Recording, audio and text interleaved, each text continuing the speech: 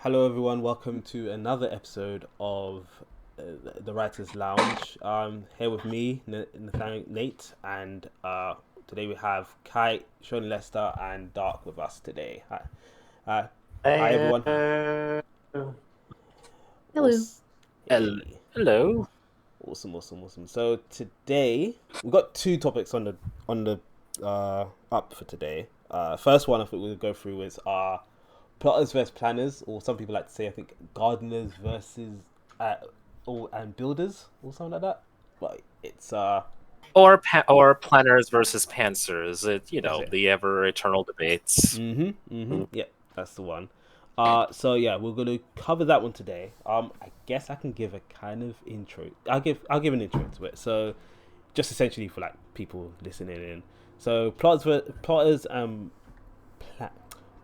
and pantsers is basically term coined for different writers and like their approach to how they like to go about writing their stories. Like, do they like, there'll be writers who like writing the story as they go along, like pantsers going flying by the seat of their pants. So whatever idea kind of comes to them, whatever they feel like works in that moment is kind of what they would go for, with like don't really have necessarily a plan so much. Well, yeah, don't necessarily have a plan, so to speak. They just kind of run with what works. And then also on the total opposite end is someone who like plans out everything, or plans out everything before they start. Hey RT, how's it going? Uh, Yeah. Body. So good. So planners, they plan like to plan out everything before they start. So they'll probably have like, they'll do the world building. They could build the world building. Probably lay out an outline of the chapters and what will happen in them chapters. Some people, to the extreme end, I hear people even write down like how much words going to be in each chapters. I can't fathom how that works. But so yeah, that's basically what we're going to kind of discuss today. Just the difference between them two, the advantages, the disadvantages, and just, I don't know, just an overall thoughts on that. So that being said, is I'll bring it over to you guys. Anyone want to bring bring up a thought about that? I'm I'm sort of like a do both though. If I were Mm. to say, I'd lean more towards just making it up as I go along, which is something like I'm very open about. Mm. What I do is I basically have the bullet points of like key events that I want to get up to, and then just right up towards that. And sometimes that'll basically just be uh, just doing whatever feels right at that moment and Mm. just running with it. Sometimes it'll involve literally deleting entire chapters and then doing it all from scratch. Mm. Mm. So I definitely don't have a particular side because I generally Mm. do both. Yeah, I But imagine I I've would basically yeah, I yeah, definitely but think, I I think would uh, basically do like more um just going with the flow, going the mm, flow and hope for the best. no, understandable. Yeah, because I think in general, we all do tend to use. It's like, I think it's more of a spectrum than a, I guess, a switch. I think that's one thing to make to that is fair to say. Um, That's a very good way to describe it. yeah, because, and also sometimes even what different projects you do can change how you go about it. So there's that. But I think there is definitely it is definitely fair to say that for most people, they will lean, no matter what, what they're most comfortable with, or what they'll lean to will tend to show itself more consistently one way or another. That can also change over time. Maybe you'll find something that works more for you better. It's definitely not something that's stagnant as you go through your writer journey, but it's definitely something I would say is true. It's just, it's not necessarily, it's not a switch, it's more like a spectrum. Okay. Mm, I guess I could chime in as well. Hmm. At least with this idea, I guess it's like whether you just write or you plan things, essentially, right? Yeah, basically. Right. Um, It's yeah, yeah, basically I'm the one. the spectrum of you basically write based on a kind of a flimsy idea or a vague idea of what you have in mind and you just go towards it. Or if you strictly plan every little detail out before it's written. Yeah, because I'm the one who suggested this, so I just want to just make sure I'm on the right topic. So No worries. I brought this up because at least in my experience, when it comes to like planning or just writing, right? I feel like just writing, in my opinion, is easier for shorter works, and planning out more detailed stuff is better for longer works. It's not always like that, but I find that usually in those cases it's a little bit easier, just because and if you have to plan something for long term, right? I feel like just having at least like a basic outline of what you're gonna do, like for like upcoming chapters or general like progression, I think it just can prevent people from feeling like it can be kind of like a guide for them to work through, depending on like how interested they are in their story. Well, if it's just like a short story, maybe like 1 to 5,000 words, for example. For me, usually when I usually just brain dump or just write on it's like kind of like right in the moment, I guess. And I kind of just have like kind of like ideas, like okay, I got this idea, and I just write it, and then after that, it's like okay, I'm done, and then I just move on to whatever else I'm doing. So, I'm pretty sure everyone has their own way of doing things, but at least in my opinion, though, that's just how I imagine just writing things and planning. So. No, yeah. No, So that's sure. Oh, what were you gonna say? You go first. It's fine. No, I was just gonna say, yeah, that's interesting. You look at it because, yeah, obviously with short story, you have more, like you can keep most of the things you have in mind, and it won't be a risk of falling apart later down the road.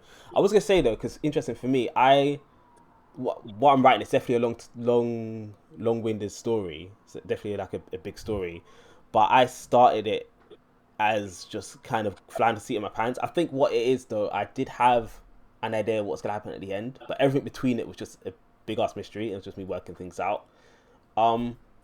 So you can do it, and then, but I think this generally with prancers more so than with plotters. I think everyone rewriting is right a part of writing, but I think more so with pantsers, more times than not, you're going to have to go back and rewrite your work and actually figure out what you were doing. So in the end, I funny enough, you become a plotter anyways, because you have to like, okay, you basically, what happens is when you're pantsing, you kind of written down it's basically your outline. You'll kind of pantsing out your outline, and then now you go back and said, okay, cool, what was the heck was I doing with this? Okay, that's not really gonna work, I'm gonna change. So in a way, you kind of go through a planning process, but you've done it you go through a plotting process, but you've done it in a pantsing way. So, instead of planning first, you kind of went for it.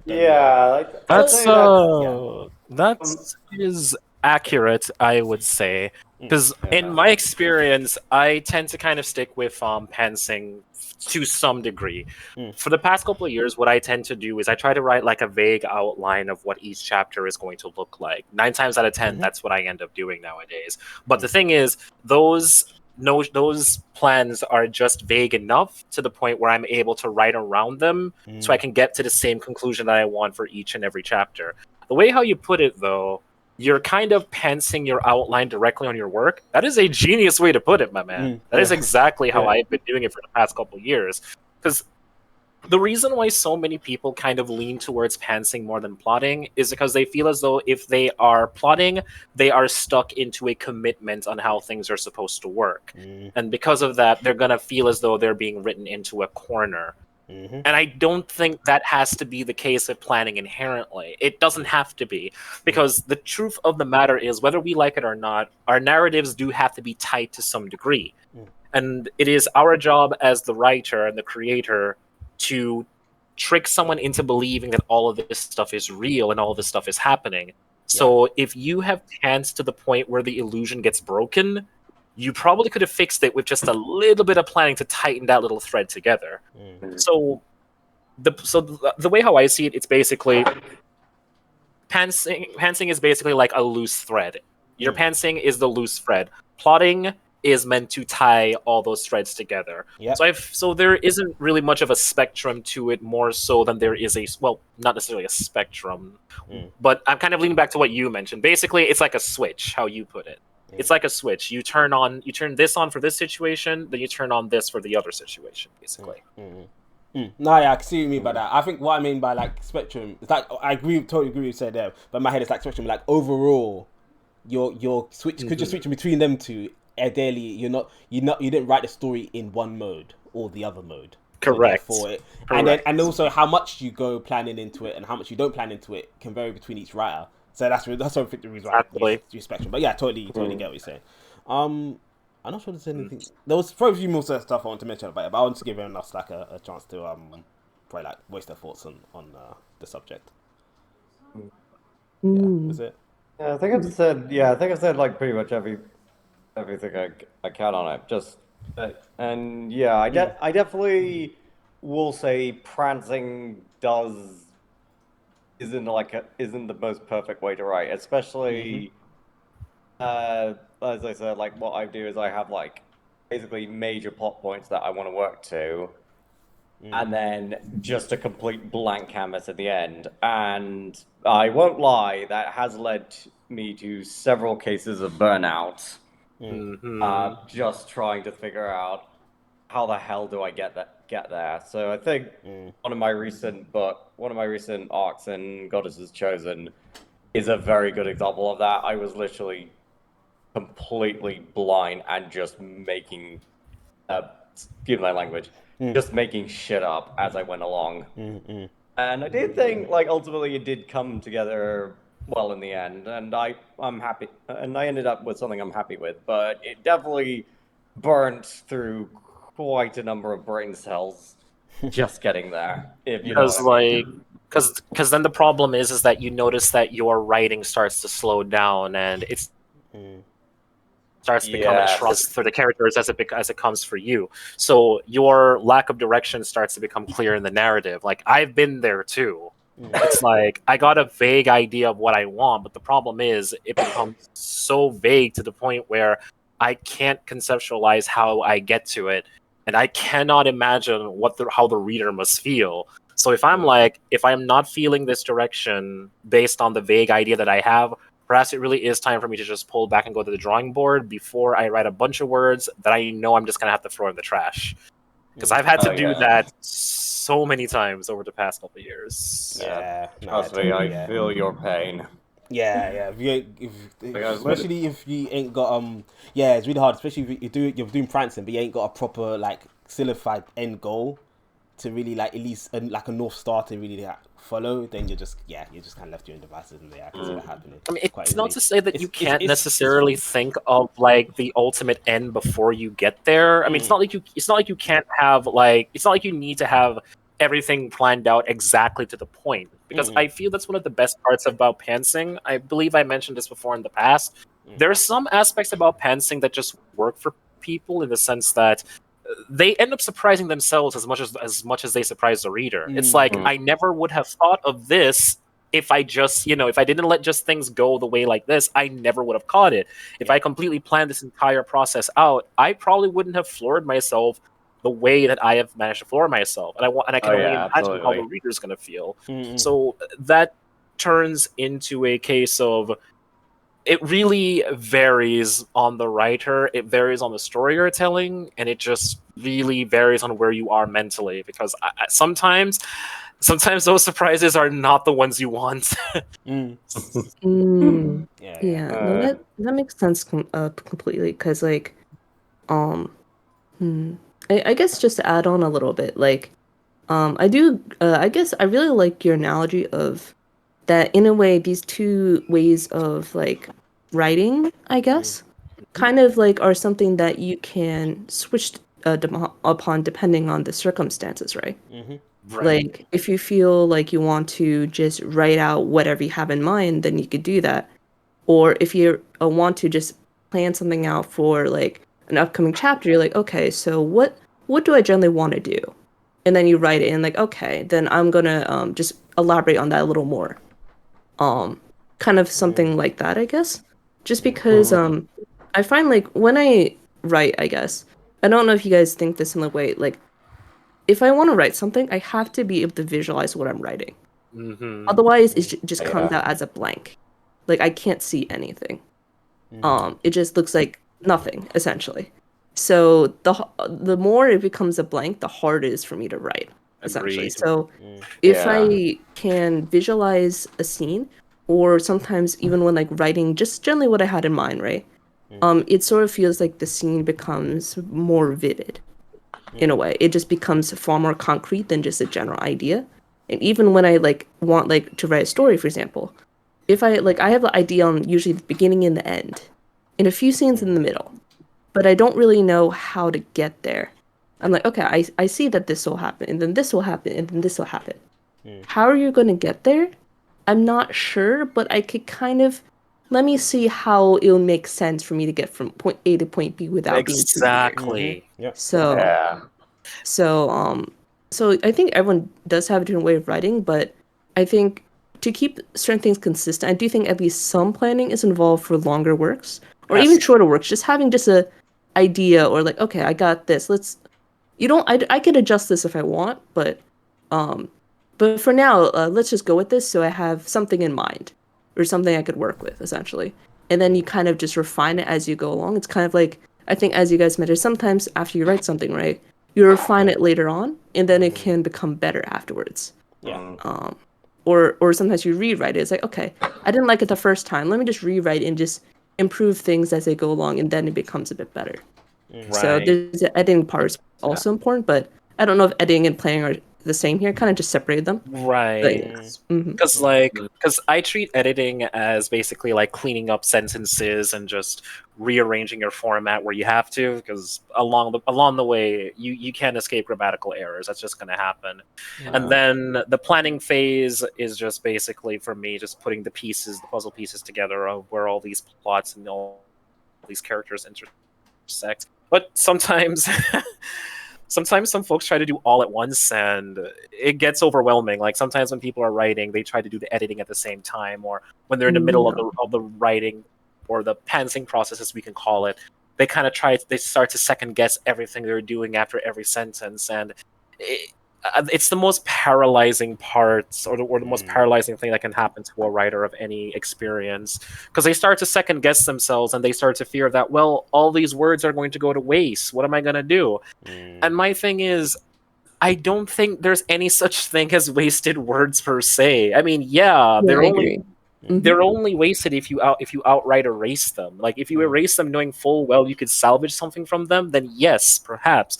But every time I leave a chapter out or I exclude it, I never get rid of it. I always keep it nearby because there's always something you can take from it. Something. Even if it's not immediate, I guarantee you, if you reach the final chapters of your story and there was something that you brought up in one of the chapters you removed, guess what? You can reintegrate that part back into the story and then take that piece and make it all feel like it was all natural. Make it all feel full circle at that point. No, exactly. Yeah, I think Yeah, I definitely agree. I'm not sure where I heard it from, but I heard someone say like sometimes you have to go through say the stuff that you don't want to say to get to what you need to say, sort of thing. And yeah, like I said, Exactly. yeah, sometimes what you've written down it's something that you need, but you didn't need it right now, so it can come in handy later. So yeah, definitely true that sometimes you'll write something and it may not be useful now, but maybe later on it's really handy. I've had that happen to me quite a bit. But something that I keep on track knowing that okay, this stuff it was good, but it just don't need to be here. So Exactly. that's true. Right. It's probably the most difficult thing you could ever do. Like there'll be a point in time where you are really gonna feel that you're gonna be doing a lot of taking things out, putting things back in. Like it's going to happen over and over. But I think the best way for you to handle it is don't feel as though you are necessarily throwing all those words away. Just keep it as a reference. Just keep it as a reference. Think of it like points in a timeline, right? You got to this point in the timeline and you realize this isn't what you wanted. So you're going to split off and go into this direction instead. But the other timeline is still there for you to draw from. It's not gone. You can still pull from it.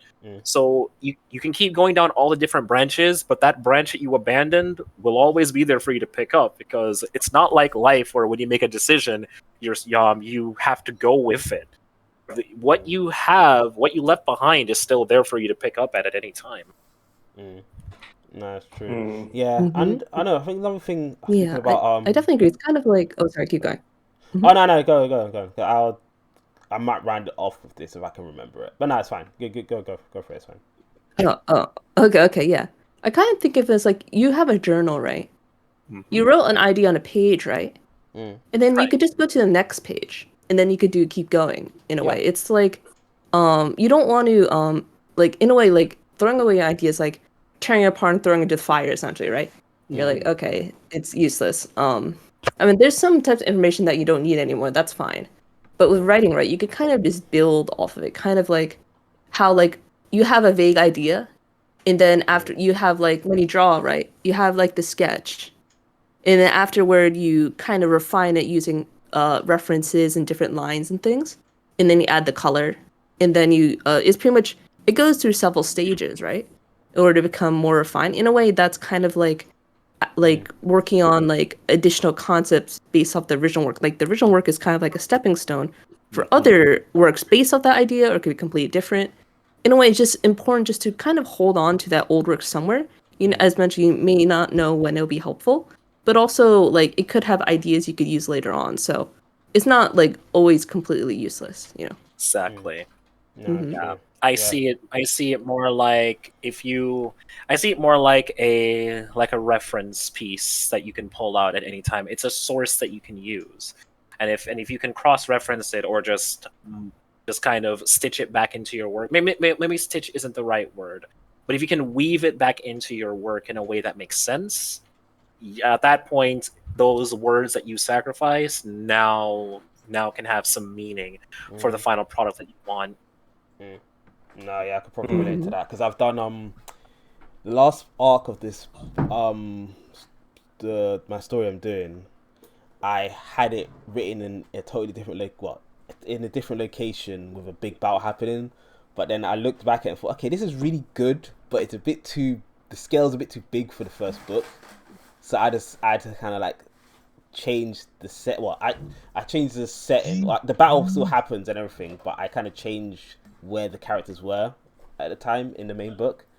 So, and that is, I must have written like 100 or something pages, like at least 10 plus chapters, and I just had to go, okay, I have to ignore these chapters and just write this whole other, basically split up from what I wrote before, while still connecting it there. But I'm still gonna make that what I wrote will still come in handy, because I basically split the characters up. So I had right now the main story is following the events of what's happening to one main character that's away from the big battle, but he's close enough where he's like, there's enough going on, especially for book one. And then later on, I'm gonna put what actually happened in the main battle, because some really big things happened there which you don't know about either way. So yeah, like, although I wrote so much and had to rewrite the whole thing, I still found a way to make it useful later on. So yeah, it's definitely no point, like, just because you wrote something you don't need it now, don't mean it should just delete it. Also, I was gonna say, in regards to everyone here, and I feel like everyone here leans more to Panther than Plotter, right? I've kind of been trying to answer that question for a while since we started this, and if I'm being honest with you, I don't know anymore. I genuinely do not know anymore, because all of my chapters these days start out with some plans at the beginning of them, right? And then I try to write in a manner kind of like in a checklist to make sure that I hit all those points. If I don't hit anything, let me rephrase that. If I don't hit all of them, I'll then try to move one ahead if I can cover that information there. Because sometimes there are some elements that require way more focus within one particular chapter, then I can actually manage to hold 4 more other themes. So I will usually push those aside for future chapters to see if I can weave it in later on. So in that sense, I'm a bit of a planner, but on the flip side, not everything I plan is going to end up in the same chapter. So that means, depending on the relevance of what I'm doing, a lot of those plans, like I said, will either get pushed forward or flat out removed altogether. So I kind of think I'm kind of in the middle at this point, because if you'd asked me about 2 years ago, I would have told you yes, I'm a definite pantser at this point. But nowadays, I don't even know. Nah, that's actually really fair. That's really fair. Like the longer I write, the more difficult it's for me to get to like say, I mean, like, it don't really matter if I'm either one or the other. It's not like it's super like like, you know, but it just the more longer I write, the more difficult it is for me to say which one I am, because you kind of touch upon all of them. But I think for me, if someone to put a gun in my head and say which one, I will probably say I definitely still lean more Prancer, because although I do have plans and I have like a checkpoint of stuff I know that will happen, if that list of that stuff gets too rigid, or like there's stuff I could plan, I could write it down. Like, this is a good idea, I should write it down. But if I know if I write it down, it's really hard for me to be motivated to write it afterwards, because it's like, it's exactly, all in my head. It's all too ordered in my head. I already see the story. Exactly. You want to surprise yourself. Exactly. You still want to thrill writing this. I mean, isn't that another reason why we write, just to get that same rush that we would normally get from something we really, really enjoy? You know? But here's the interesting thing, because this is what I was asking. Sorry, John. I think but here's the interesting thing. Yeah, my case, I'm definitely lean more towards Prancer. Like, I said, I've got like bullet points, but given my sort of style of writing, it's Prancer, and I don't think that's gonna change much, no matter how many brain cells I burn. It depends ups and downs. No, I was gonna say, the reason why I think I was asking about like where everyone kind of leans on, because what I find interesting, what I've seen from people who say they're plotters, is they have the opposite problem. At least the ones who lean more that side. That's why I kind of see it as a bit of a spectrum overall. The people lean more on that side. Now, one thing I can say. Yeah. Oh, what was that? Oh. Sorry. One thing I can say listening to all of this, because I actually plan pretty much everything I write. Before I started writing fiction, I wrote nonfiction, which is a whole different beast altogether. And you really have to plan everything you're gonna write, because I mean, it's nonfiction. It's something. It's nonfiction. You don't just make stuff up. But and that's kind of transferred over to my fiction writing now, which is why it takes me a very long time to write something. So it's like I kind of want to learn how to just kind of go with it, like you guys are saying. Yeah, that's interesting. Because I think that's what I was gonna say before, because that's what I was asking about everyone, like where they lean to. Because from what I see, people on more depend on your extremes. You have trouble. It can be depends. Also, I think how you see it or where you are in the journey. It can be difficult to kind of like even comprehend how you do it to the other extreme. Like I'm saying, like from what I've heard about plotters, it's kind of what you were just saying, where they plan everything, but if they don't do it, they feel like it's too, I guess, too chaotic. Like they like to have it more planned out. I don't know. In your case though, because you're saying that when you plan it, you're struggling to write it. Is that what you're saying in your case? Yeah, basically it's like I have my outline, and in the outline I even have like, this person is going to say this, and then this person is going to say that, and it's like, and you can put like in parentheses or brackets like facial expressions or everything like that.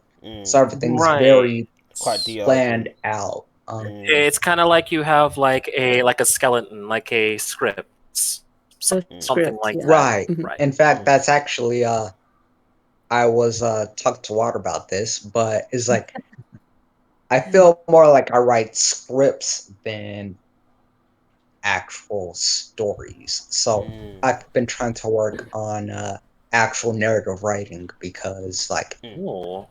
Interesting. Yeah. Well, that's the dilemma that I had before I started getting serious with my writing too. Because I used to do a lot of comics back in the day. I used to draw them. They weren't the best looking, but I never really did word balloons though.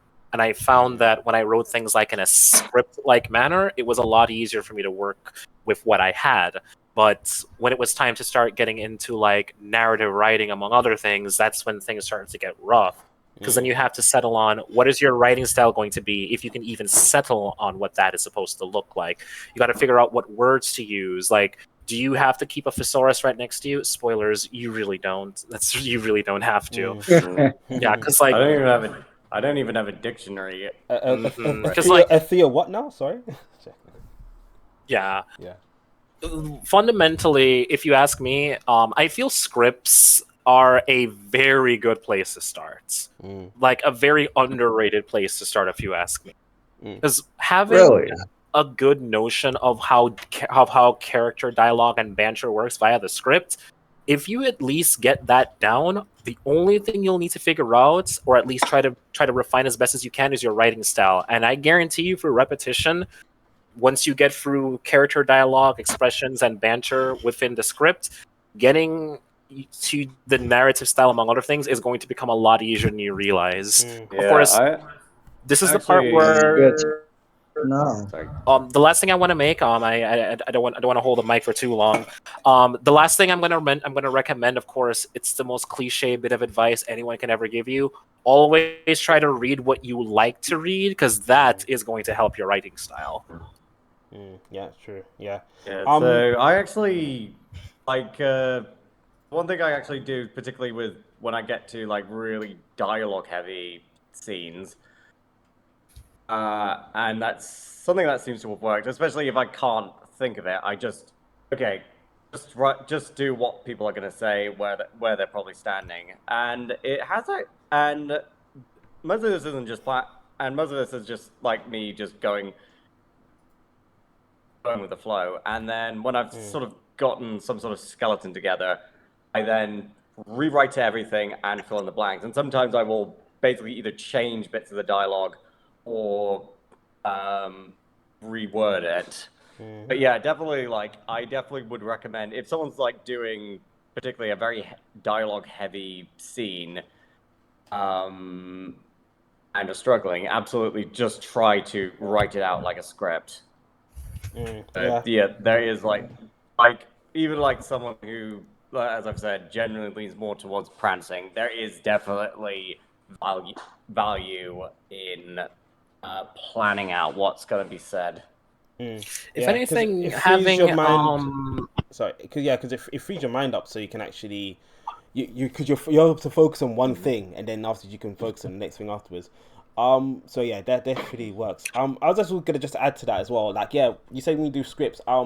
Yeah, I agree. Like, that is definitely a good way to get into actually doing proper writing. Because like, when I first wrote my story, it was actually in a script format. Because I used to do stick animations before, and I had this idea of animating my story.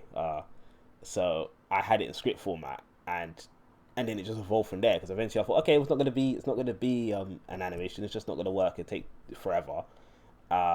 So I thought, okay, cool. I'm gonna write as a story, and I just, I had a lot of by that point I had a lot of content there, and I just kind of went over it. So, and then yeah, like Lester said, you sometimes using writing the dialogue first and then putting in the descriptions afterwards is a really good way of getting scenes across, because it just helps you focus on one thing and then focus on another. So in a way, you're already doing a good part of it. Dialogue is really important. So now it's just narration and stuff. And like Kite just said, finding like writers or voice of other writers you really like will help you develop yours, and that just take practice. So yeah. And the other thing I want to mention too is another cool part about writing out dialogue like that is you can actually write your scenes around what you already have pre-planned. There are some cases where I get hit with a dialogue sequence in my head between two characters that it hits me so hard that I gotta stop everything I'm doing and then write it down in the outline from the next chapter. Then when it's time for me to come to that dialogue, I then write the entire scene around it before I even get to the line. Like at that point, you already have something written. So now that you have the foundation, you can now build around it, and oh boy, is it great. At that point, it's not just you creating dialogue as the scene goes along. Your dialogue is there before the scene even begins. It's amazing. It is really amazing writing a scene around that one line that just hit you like a truck. And then once you get to that, it will more than likely stick in the reader's head just as much as it sticks to you. So then it becomes a personal challenge for it to land just as hard as it did when it hit you the first time. No, yeah, that's a good point as well. Yeah, because the outlines, when you do outlines, it don't just have to be what was said. It could be something that highlighted, like you said, a piece of dialogue. So yeah, true. Cool. All right. Yeah, that totally makes sense. Oh yeah, I just want to. Oh, sorry. I was wondering if I could just quickly just mention what I usually do. That's all. Yeah, go ahead. Yeah, no. I think me it's a bit obvious, but I do usually am like the prancing type, just because I find it difficult to write in general. So usually I write just whenever I end up feeling like writing, or for a challenge. I don't typically. I'm not really that consistent, because it's kind of like a mood that like comes and goes. But I do feel that even with that case, sometimes if I want to be at least slightly more ambitious, or I want to do something a little longer, I think just or something that's a little too complicated, I kind of just have to just write that down. It's like, okay, I'm not sure about this, but let me just get it down so it's at least somewhere, and then I could just continue on what I was doing before, or can write like something else. It just kind of, it gives you just a little, it adds like a little extra color to like it's like kind of like you have this like convoluted mess, right? You have like this, or like those like one of those knots with like lots of little, it's like super complicated. It takes you a while to undo, right? I think of it kind of like, okay, I have this huge knot. Let me just slowly work through this, because I'm not really sure what I want. And I kind of just do that a little bit, and I kind of think of that as like planning, or just, it could be either planning, like, okay, I'm not sure about something, let me clarify it, or it could also be seen as, okay, I have an idea, let me just write it down before I forget, or before it fades away. So it can be either way. Like, as mentioned, it is more like a switch, but people do have certain preferences depending on what type of writing style they have, or how they write in general. So yep, that's it. Yeah. Awesome. Yeah. Okay. Alright. I believe we've covered everything we would like to with this topic. So should we move on to the next one? It's absolutely okay. Yeah. So the next one, it was, I believe, about media and just about stories and how how it affects us through media in general. I'll probably yeah, it was actually, last week when what did he say? I forgot exactly what he said, but that kind of brought up that thought, and I thought, okay, we'll definitely come back to this. It's definitely something that that I'd really like to discuss, and it can really, incidentally, this kind of is adjacent to another subject that we have here, the old representation in media question. That is probably going to come up, I guarantee you. Yeah, very likely. Yeah, because it is a very very broad subject. How do I even bring this topic in?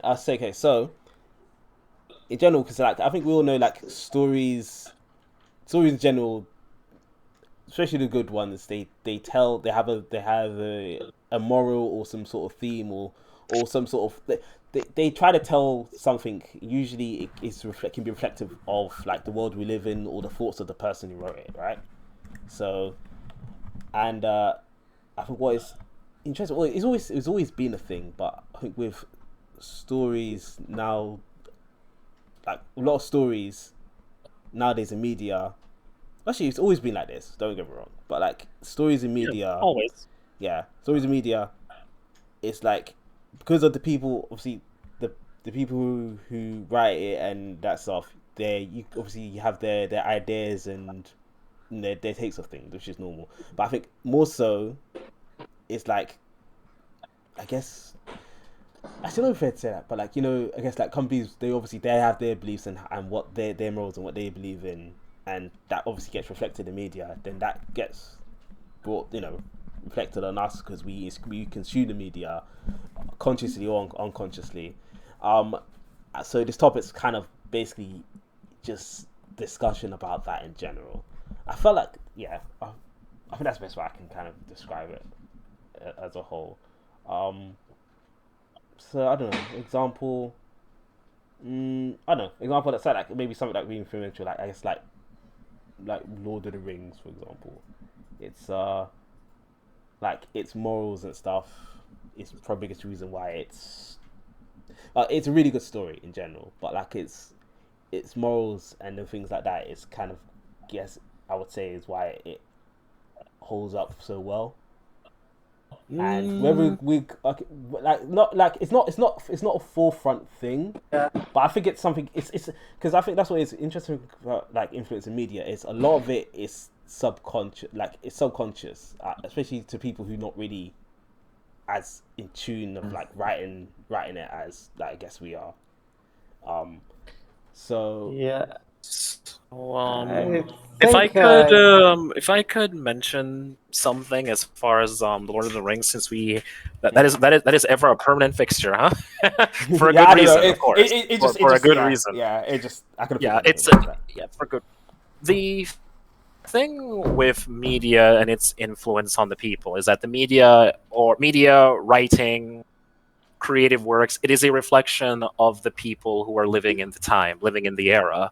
So much of their voice will usually take the form of a piece of art or the written word. And in this case, we are discussing the written word. So a lot of that tends to reflect the dialogues of the time. However, the dialogues of the time influence the media that gets created, but then the media will then go on to influence the course of human society as we know it. One of the good examples that I can point to, I'm going to come back to Lord of the Rings in just a minute. One of the best examples I can really think of is some of the literature that was written, or some of the poetry that was written around the time of the American Revolution. The old, I believe, let me just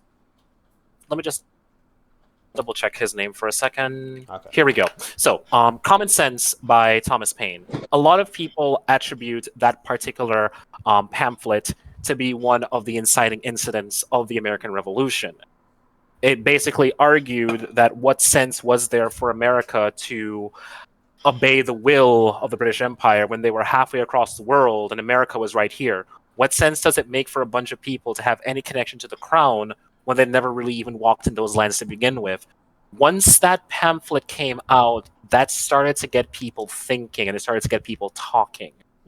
And it also kind of justifies the state of things in the minds of others, because why should we kowtow to an empire we have no concept of or any knowledge of? This is the land that we are developing. We are developing our own culture, our own system of beliefs that are almost fundamentally alien to the land that we escaped from.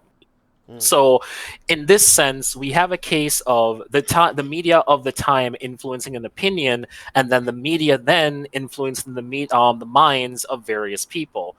So, when we now get to the subject of Lord of the Rings, I think what that story is really getting at, underneath the romanticism of it all, depending on who you ask, just comes down to the fact that good people are still capable of doing evil things, or at the very least being corrupted.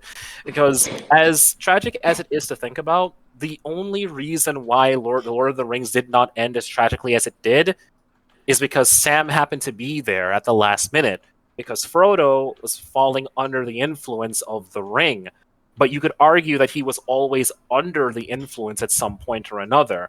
But due to the fact that Sam was not corrupted by the vice of the ring, he managed to save us at the very last minute. So, despite the fact that we do have some pure-hearted people out there, what makes things rough is that even the most purest of hearts can find themselves corrupt by some wicked influence. Like, the road to hell is paved with good intentions, and we see this within our leaders, within humanity. So those thoughts, if you ask me, or just the reality of it, are just clearly reflected within that book.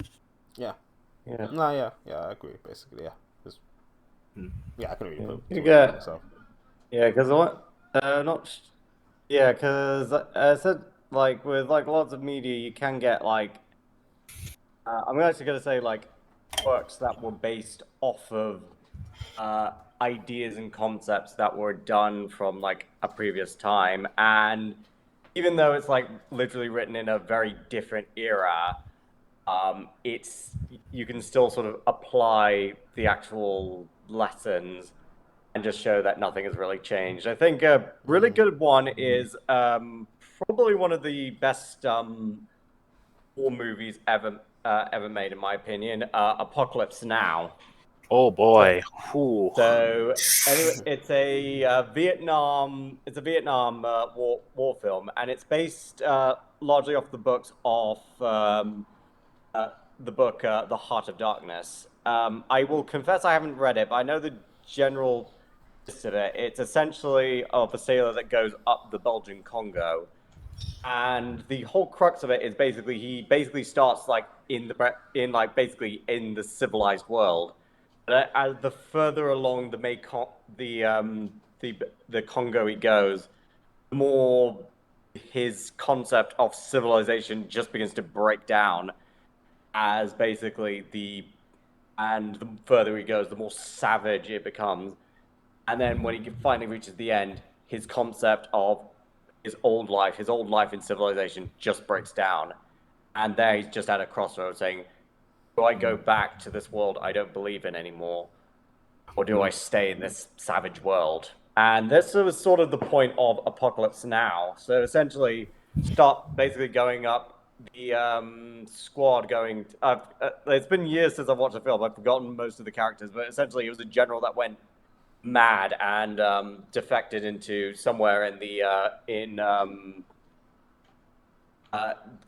way up the Mekong River. So there was this captain who had to go up Mekong to find him. He was on a PT boat with the crew of it who do not know what he's actually there to do, and essentially they're just going up the Mekong River. You have the famous ride of the Valkyrie scene, with the Americans just completely obliterating a Viet Cong stronghold.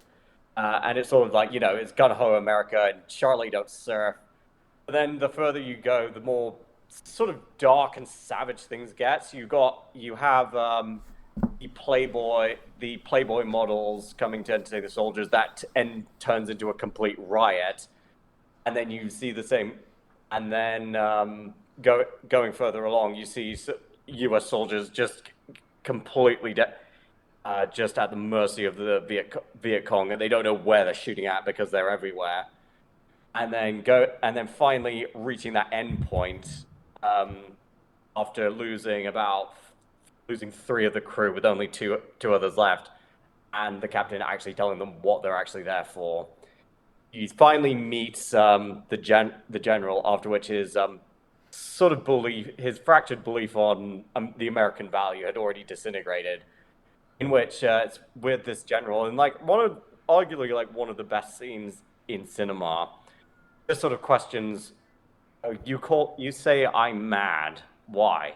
Because I don't believe in the Stars and Stripes anymore. Because I'm all the way out.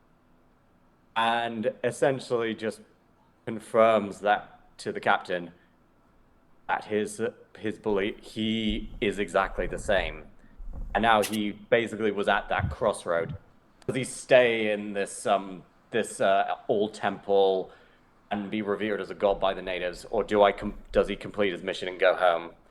And spoiler, in the end, he ultimately does complete his mission and calls in the airstrike. It's sort of it's less about sort of the destination and the endpoint, but sort of the journey from Saigon to that temple, and then how the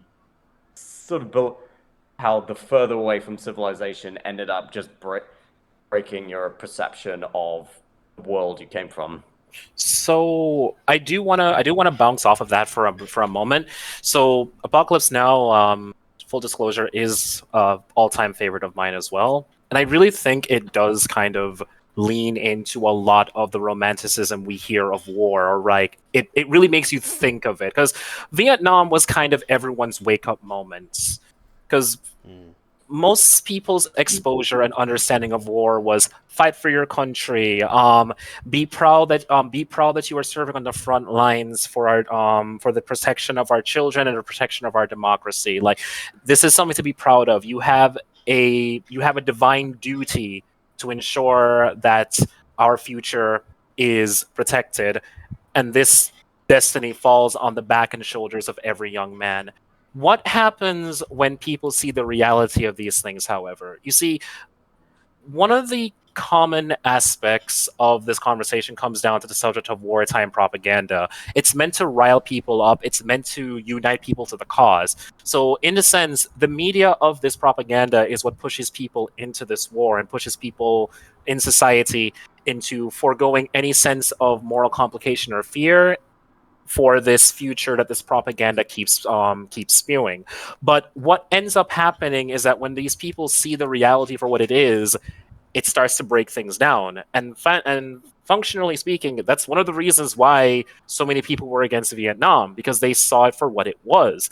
The stories that were coming out of there, the fact that the people we were fighting, we didn't really have much of a concept of. We were fighting communism based on all the propaganda and everything else that we were told. But what exactly did that really mean for the people who were constantly losing their lives over a war that, depending on who you ask, was functionally useless in hindsight? So, like, you have a narrative that gets spun and created, but then when people start to realize what's actually happening, then what happens then? What happens after that? Do we see dissent? We see protests. Sometimes people get hurt, but at the end of it all, when we talk about media influencing reality or just society in general, one of the best ironclad cases of this is definitely wartime propaganda. Like, you cannot go wrong with that definition. Yeah, true. Yeah, because it's just, I think at the end of the day, the way I kind of see it is with, when it comes to media and how it can be used, it is definitely like one of the greatest weapons you can use when it comes to things like that, because Indeed, it feeds on emotion, and you're, especially when it's given by, I don't like to think about higher authority and stuff, but like in that example, like if there's new type of propaganda, it's given by the people, the government who at a time when you don't realize what the truth of the matter, and this Vietnam War, for example, you trust, okay, what they're saying must be true. So then exactly. so then you feed into it, you buy into it emotionally, and then the next thing you know is it takes not until you hear from like people who really be on the boots on the ground say, hey, it ain't as romantic as it is. It's saying as it's not what they're saying really. Then it's like, Exactly. oh, okay, what happened there? Then they it sounded right and that stuff. What they told us was right, but yeah, it's like because they know that it's like for that is a tool in it overall. Yeah, that's why the statement "words have power." It's a lot more potent than people realize. Yeah. Like, Like they were saying, like the pen's mightier than the sword. Yeah. Yeah. Like one writer's pamphlet or sentence can cause violence or can cause people to rise up. I mean, we have so many examples that we can look at in our history. Like the Protestant Reformation was started because of this, because someone had a few grievances at the church. Enough people agreed. We had the French Revolution. You had a lot of people writing up protests and writing up a few protest letters and complaining about the state of the government. Then what happened next? Well, Marie Antoinette and her husband eventually got beheaded. A lot of this isn't just a matter of just flexing one's muscles and everything else. It's just the ability to write really good papers, really good sentences, and finding a way to reach people just just a matter of words and communication at that point. There's a reason why some people were banned from reading various books or even the Bible. Because at that point, if people are able to understand or at least see past propaganda, it becomes way harder to control them via the media. Yeah, that's very true. Yeah, that is very true, and that's the reason why I think it's so like it's so good to try and have like a open perspective to even stuff you don't agree with. I'm not perfect at it, but always trying to like at least like even if something I initially disagree with, okay, I don't agree with them, but let's hear them out. Let's see what they say. We'll see where they're going with this, and then I can pick out what I believe I understand or makes sense, and then I'll take it from there. But I feel like not everyone's like that, and I am not perfect either. I can't say I'm perfect either, but not everyone's like that, and it's like fair enough. I can imagine in my head it's like, well, a lot of people got a lot of other things going on in their lives, and they're not gonna have time to do due diligence on checking if this source of news they're getting is factually correct and that stuff. So, so it's kind of interesting how because of that you have although I thought even some people even know like, oh, I got burnt from this. It's like, well, beyond that, unless they're out here trying to find news themselves or going into like look into like a bunch of sources, or unless the problem's right in front of their face and they have to actually, it's now their actual business than just being the news. Then they're kind of subject to whatever's being told to them, innit? Right. Yeah. That's why I feel that that's why I feel like a lot of folks, when they are of the opinion that stories really shouldn't have the certain themes or the ability to explore specific walks of life or everything else, I just fundamentally do not like those takes. Not only is it abject censorship, but it's also underestimating and just flat out ignoring the power that media does have over people. This is why whenever people want to talk about how we don't really need to be talking about representation, we just need to accept the fact that the guy over there is just as human as me. But you see, we don't really live in a world where that's 100% viable for most people, because fundamentally, you can't guarantee that you're going to find someone who lived in Europe who lives in the same neighborhood as you. I can't guarantee that you're gonna find a South African or a Kenyan in your same neighborhood. I can guarantee you that's likely not gonna happen. Sometimes people's only exposure to different groups of people is through the media that they engage with. So it really isn't a matter of just a checklist or just trying to be, inclusive or anything. Sometimes a lot of this is really going to be the only way people are going to be able to understand anyone's culture. There's a reason why when some people go back to the 90s, they're like, yikes, because our way of, showing how other cultures worked, it was really filtered through stereotypes. And I'm not going to be the guy who's going to be who raise hell over it. Like, I won't do that at this point. I kind of think it's a bit tired. The most you can do is try to ensure that we can create an environment where we can actually have better portrayals. Because, like it or not, as much as parents want to say, "Oh, don't take everything you see on TV seriously," people unfortunately do that regardless. Yeah, it's just it's unfortunate truth overall, but it's just kind of is what it is. Yeah, I do agree that we do in terms of like how like people being portrayal like of their own culture and stuff in media. I think that totally should be like. I think that's just everyone's right to. I feel like I said with writing, I've phrased it a bunch of times. Like if there was a job a writer had, it's kind of reflecting stuff about the world they see around them and showing it in a compelling way to make people think. So to have more voices out there with with their take on things and their spin on things, I think is good. I think where it gets tricky for me. It's basically, I think, like I said, like censorship. When people say, "Oh yeah, well, this is like I don't know, like censorship," but not just censorship. I think it's like on who and why, as well. Like for example, there are some places where some things just shouldn't be. Like we can agree, like wouldn't want smart in a kid's library. You know what I mean? Or something that the parents didn't bring their kid into a school to learn. So like, yeah, I think we can agree with that, but it's so thinking from there, it really just depends on who is trying to censor what and the why of it. I think that's where I'm like, I never had super opinion on it, but I just in general I just think it's like, well, it like, yeah, there are. I think in general we should be free to write what we want to on our take on certain things, but there are rules for certain things for reasons in it, and there are time and places for certain things as well.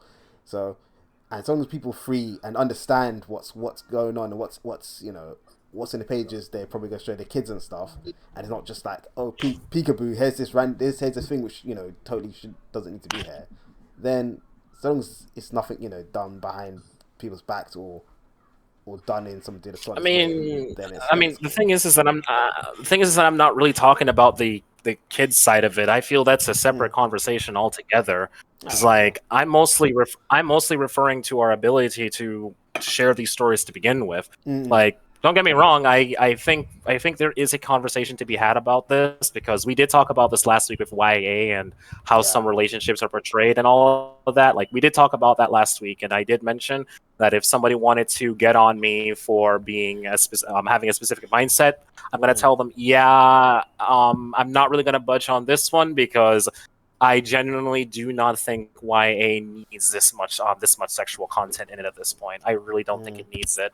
But what I'm mostly talking about as far as influence, it really isn't just a matter of just children. It's just the fact that there's a lot of youths out there right now who grew up believing and hearing specific things that when they get to adulthood, a lot of what they're told and a lot of what they were expecting to find isn't going to happen.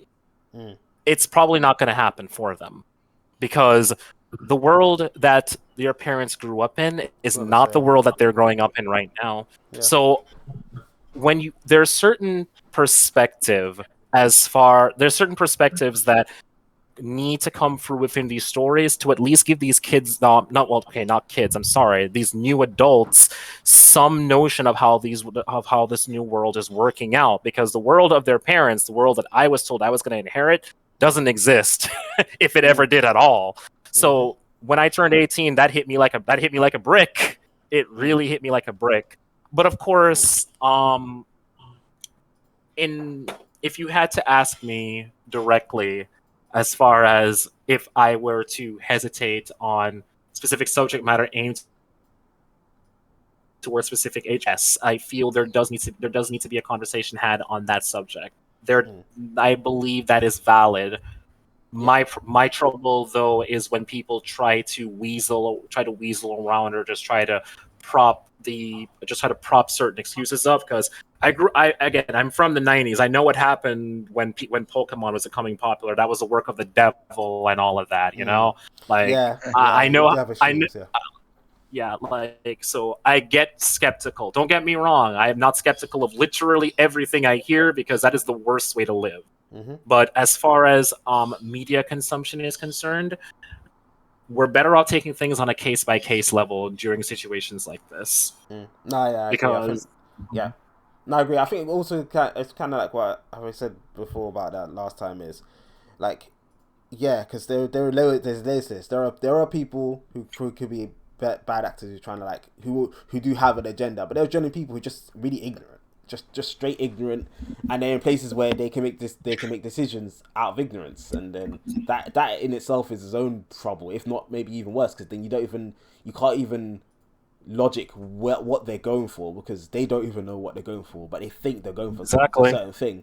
So there's definitely an issue. On each extreme there's definitely a thing. The only reason I brought kids, because I just thinking in general, like I'm thinking in general, I think writers and actors should be free to talk and express the things that they think is important in the world, because that is that way we can help reflect and that stuff. But I just think, where would I put the limit for that? And my head just came to kids. That's the only reason I brought it up. I wasn't really like get that. Yeah, that's fair. That's fair. Like, if I'd likely draw a lot of my limits around that too, because like I said, I even played my hand last week when I even mentioned that's one of the reasons why I just don't like most YA coming out nowadays. because a lot of that, again, has the negative effect of influencing people and how they do see specific romances and all of that. And I really, really don't like that, because a lot of people's perception of this stuff either comes out from the videos they consume or from the books that they read. Yeah. When they find out that people are not actually like that, or they don't really comport to that, now we have a situation where this person doesn't know what they're doing. And as ridiculous as this really sounds when I say this out loud, it is a lot more common than it should be. Yeah, it so, is true. Yeah. Like I said earlier, words have power, and the media has power. Yeah. It really, really does. Like, people's perception of you as an individual can really be as a result of how someone read this one character in a book. I mean, if I told you I was Jamaican, would you believe me? Like, unironically, seriously, would you believe me if I told you I was? Probably not, if I'm being honest. Yeah. Exactly. I am Jamaican, but you probably wouldn't believe me unless I told you. But yeah, like, when people think Jamaican, they think a specific speech pattern. And to be fair, I do have it, but very rarely. It really depends on where I am in my mood. But I don't really sound what you'd expect. Yeah, and that's not inherently a bad thing, but it's not inherently a good thing either. It just kind of is. But because of that, there's been some people who are like, I don't believe you're Jamaican for a minute, because on this one TV show I watched, I'm like, ah ha ha, there you go, friend. That's your problem. That's your problem. There you go. Yeah. Your perception of... Yeah, exactly. They got a template of what your perception is just by seeing what they, just because they seen, I don't know, 10 Jamaican people and thought, oh, they like X, or even just on TV or whatever. They just thought, oh, I just made an assumption, and it's that thing again of how media affects your perception.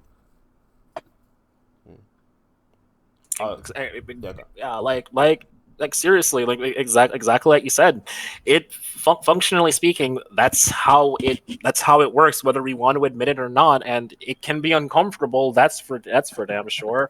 But like No and you mentioned, writers do have a responsibility to ensure that a lot of these ideas, concepts, and different walks of life can be represented properly, so that at the very least people have a better way or a better means of understanding individuals that they're probably never going to meet in their lifetime, but they can at least understand that they're just as human as they are.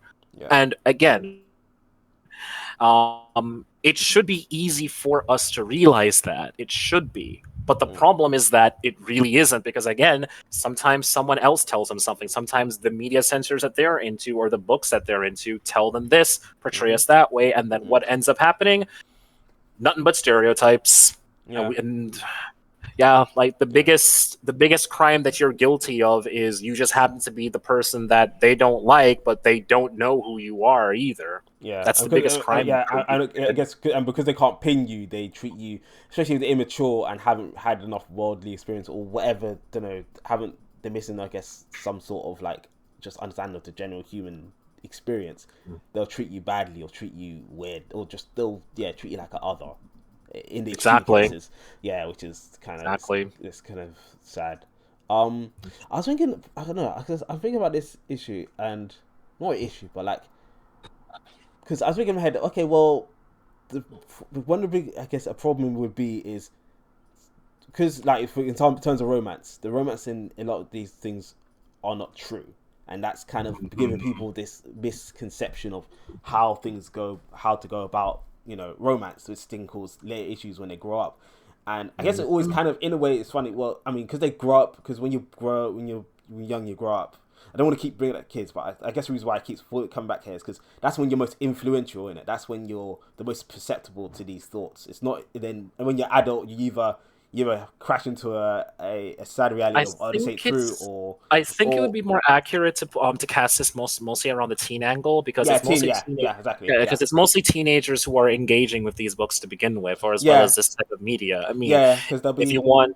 If I could kind of bring this subject outside of books for a minute, I mean, we only need to look at the Andrew Tate universe to understand just where this demographic is the most affected. Yeah, there's definitely a big franchise of people who are just like not feeling some kind of way about how things are, and it is perpetuated by the media that we're in. I definitely agree.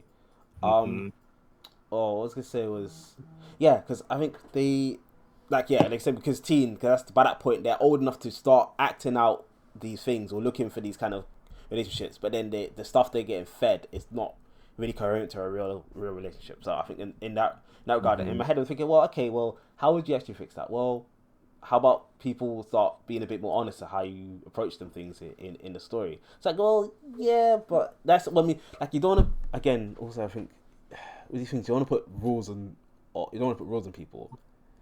And having stories and writing few stories just there, just because as also got to remember, stories are there to be an escape as well. So there's that too. So as much as you say, oh, okay, well, it's, they're not being realistic in the things. Well, maybe some of them, even if the person could write a good, story with something, a bit more earnest in there, maybe that's not what they want to do. Not only that, but stories, on top of being an escape, quote unquote, they are also an outlet for someone to express their thoughts and feelings. Yeah. So I feel the category of just escapism doesn't really do a lot of this stuff any favors, because we know for sure that it's not. We both know it's not that simple. Definitely. Yeah, it is not. Because like we mentioned earlier, this stuff does have power and it does affect people. So what ends up happening is you do have books that can be pure escapism, and that's perfectly valid. I want those books to exist. But then there are those books out there that are genuinely meant to commentate on what's happening around people or someone's lived experience, and then whether or not that experience can reach out and touch others, of course, is going to depend on how well it was written and whether or not those words resonate with people. So books can both fall into escapism, but also, like we talked about earlier, the voice of the people in the moment and at the time. Yeah. So Oh no, I was gonna say, yeah, that's a really good point. But I don't know, because it's such a, what they say, like, art inspires reality and vice versa. So in my head I'm thinking, well, okay, so if you were to bring, for just a hypothetical example, we were to bring more stories that would be more honest to how things are, would it, hypothetically, would these people a lot of people even want to take that in, because now that they're used to the alternative? You know what I mean? Exactly. And you can't force people to do these things as well. But exactly. Actually, well, I say that, but then the media can watch. Oh, definitely not. Passively in the background or whatever. If it's around them a lot, then I guess that's another story. But you don't want to do that either. I don't know. But yeah, go on. That's my thoughts. Yeah. No, it's true. You genuinely can't force people into a belief just because they just happen to read a good point within your book. Like it never works that way. Yeah. If it were, people would be more inclined to follow bad ideas. Now, granted, that happens anyway. I mean, I'm not saying it doesn't. Yeah, I mean, one look at a certain social media website will tell you all you need to know about that subject. But what the thing is, you might not be able to change everyone's mind because of a good, well-written sentence or whatever, or even a poorly written sentence.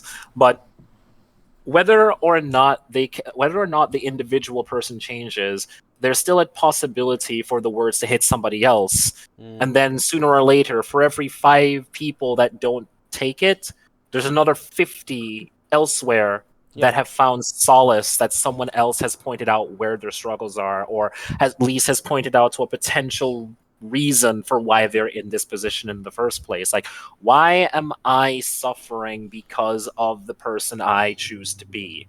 Well, someone might have an answer for it. Now, whether or not that answer is a case of pointing to material conditions or pointing towards a person to blame, that is going to depend entirely on the person. That's going to depend entirely on the intentions of the writer, which is one of the reasons why we get so polarized these days, because we have to pick between looking inwards or looking outwards. You have to pick between one of those two. And sometimes sometimes it's not a matter of you even choosing. It's just simply either choosing a path of self-improvement or just following along with someone else says at that point.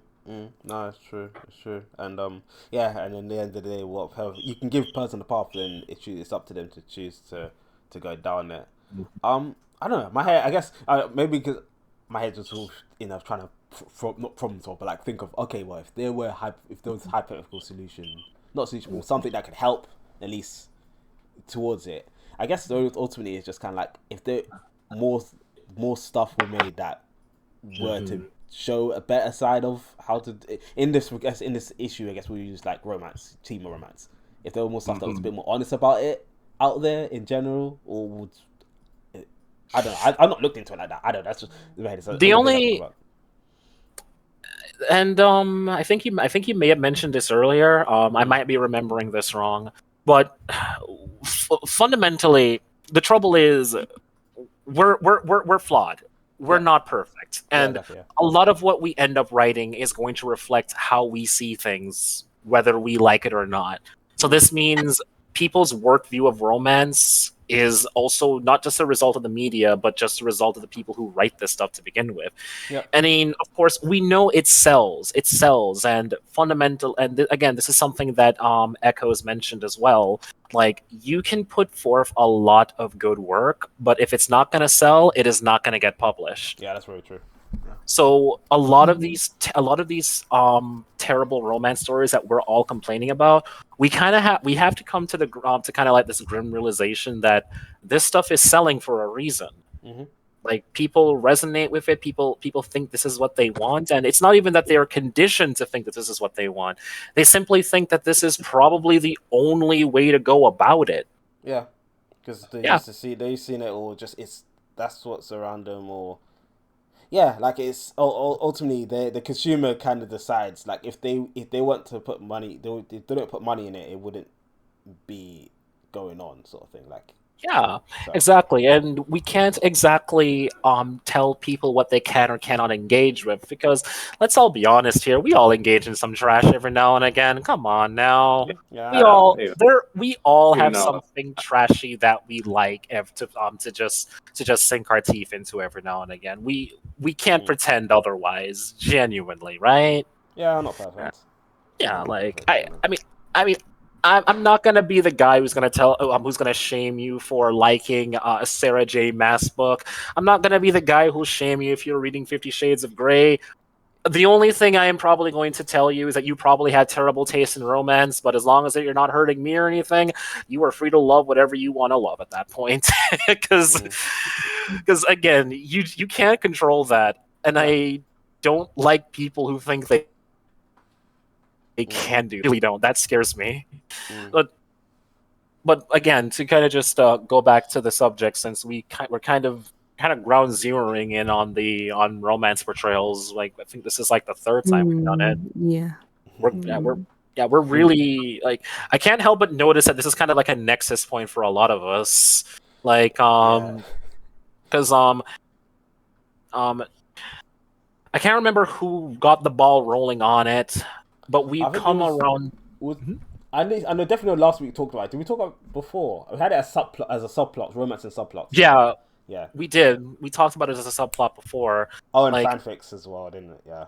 I can't help but notice that the main point of contention a lot of us really have just surrounds the idea of human interaction or just relationships in general. It seems to kind of be the heart of a lot of the problems that we're seeing with a lot of things these days. Like, it's a lot of not really understanding each other, just focusing on what vague ideas we have in our heads of one another rather than what the person is actually like. That's true. Yeah, like this whole idea of, and to kind of just bring up what Brave J9 mentioned, they're also in the chat, they're just not talking. I just want to make sure that we do bring this up. It might veer off a little bit from what we're talking about, but I'm pretty sure we can still weave it in here because I still think it's relevant. Yeah. Basically, they were told something along the lines of the fact that their story does not include anything like romance, it is inherently not as mature as it could be among other stories of its peers. Yeah, that is an interesting. Like, because my first initial thought is like, well, wouldn't that make the story more refreshing because it's different? And especially if it's done in a way where it's not trying to be different, it just works out inherently that way, then awesome. But when someone says that, I'm like, but in my head, I hate that I have to think, well, I can't, the general person, I just hate to feel that that's, because they're so used to seeing it. Like we were saying even like last week, like romance is done so much, and it's been so commercialized. We just assume when you see a guy and girl, they're just gonna hook up. That's it. So I hate to say that I'm not. Yeah. As sad as it is, I'm not And surprised. you have a good idea of how it's usually going to go. I actually want to interject if that's okay. Go for it. We miss you. Yeah. No, it's because I wasn't able to talk. Figure out a good place to talk, but I'll just interject real quick. Cause 1 sec. Cause Kite, you brought in like a few of really good points I wanted to cover, so I just want to get to that before you guys dig in deeper. No problem. We don't mind. So like as mentioned, when publishers think about stories to publish, right? Like as mentioned, the most important thing is selling, because the more that they sell, the more money they make. You don't really have to think too deeply about it, because in general, books don't exactly have huge margins. Because like I guess how you can describe it, like they cost a certain amount, right? But it's not like the prices wildly increase unless if it's like a super big book, like a omnibus or something, or like certain like limited editions. But for the most part, their prices are usually pretty consistent, right? And because of that, it becomes all the more important. Often, like the author who works on a book, whether they're well known on social media, whether their premise is interesting enough that people will buy it, whether the cover is eye-catching, like all these factors lead to books selling well or not, right?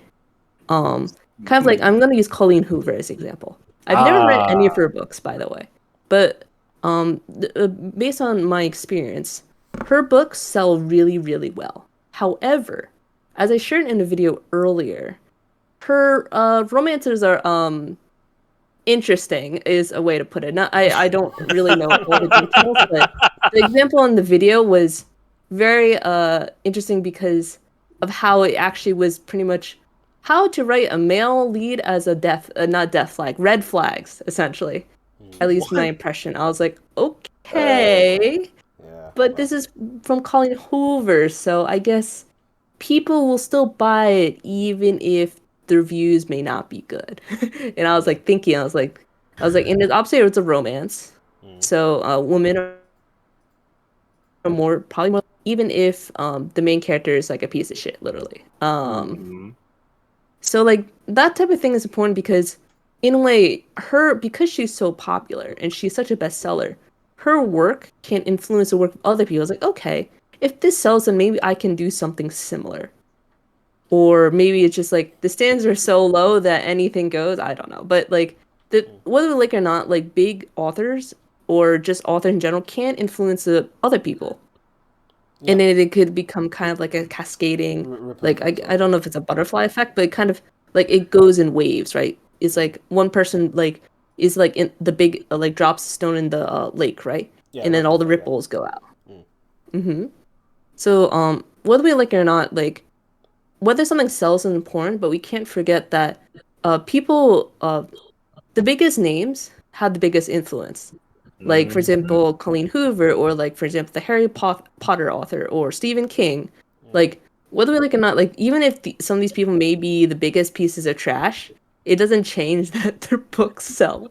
Exactly. I mean, people might not like the offer behind Ender's Game or Ready Player One, but the fact remains is that their work is a bit of a cultural zeitgeist, and you just have to accept that.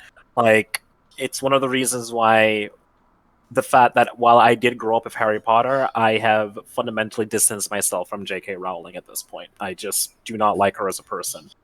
Does this mean that I fundamentally don't like Harry Potter anymore? No. I still appreciate it. I still appreciate it. Because I've recently read, because I think it was last year I read all the books.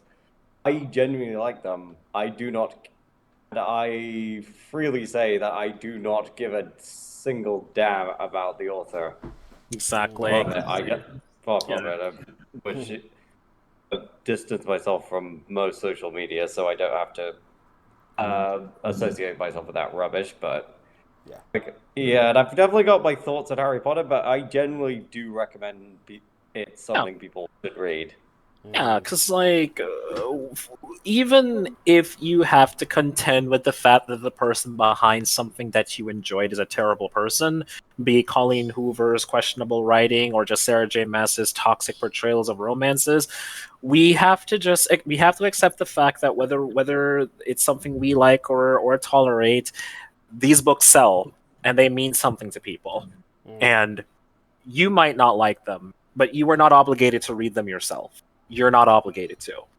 So the best thing that you can do as a writer or as someone who really wants to get into this field and put forth a story out there that you can be proud of, just avoid the same mistakes as best as you can. That's really the best thing that you can do. If you don't want to enable toxic tropes, don't write them. Do the best you can not to write them. And if you are going to write toxic tropes, at least portray them in the manner of which they are and don't romanticize them. It's the best you can do. Yeah, true. But I agree. Like, I definitely agree with you, Kite. But I imagine on the same note, if it sells though, if the audience ain't tired of it, they'll probably still buy it, or would rather buy the one that's toxic because it seems to be working. Yeah, So exactly. It is, yeah. That's basically why, and this can probably get people upset because it is a little bit defeatist that I'm kind of putting it like that. But it is what it is, but yeah, it is what it is. Like I hate to say it, and it's not fun to say. It really isn't if you're passionate about this stuff. But people like what they like, and sometimes what people like is something that puts them in a position of joy. It might not be the best thing, but it satisfies them in the moment. And this is going to sound very, very defeatist and borderline hedonistic of me, but that's just me being a filthy Gilgamesh fan a la Fate Zero. People like what they like and they will indulge. And what kind of world would this be if we did not allow people to indulge in their pleasures? As long as it's not harming anybody else, of course. But still, what kind of world would this be if we couldn't allow for that? So while I might not like it, while I might not pick up a Sarah J. Maas book, if I ever pick one of those books up, it's more than likely just me going to riff on it all the way through. But guess what? I just bought the book. I just put money on a new copy. So I am indirectly contributing to the problem. But the thing is, I am still engaging with the topic because it's something I'm passionate about. And sometimes you have to wait through a lot of terrible stuff to really gain an appreciation for the stuff that really works. Because if all you're doing is just watching or just consuming the good stuff, you're probably going to become blind to a lot of what makes this stuff work to begin with. I don't like Cowboy Bebop because everybody tells me it's great. I like Cowboy Bebop because I genuinely see what makes it as good as it is. I don't like The Expanse because it is politically aware of how things are. No, I like The Expanse primarily because it is politically aware, but it's also very well tightly written from the perspective of various characters in different walks of life. It's awesome because of that, not just because of one thing. No, that's true. Yeah. When you put it that way, it's actually a really good way to link it back to what I was gonna say as maybe like a, I guess silver lining to all this. Like, because I think everything comes in cycles, and everything there's a check and balance to everything.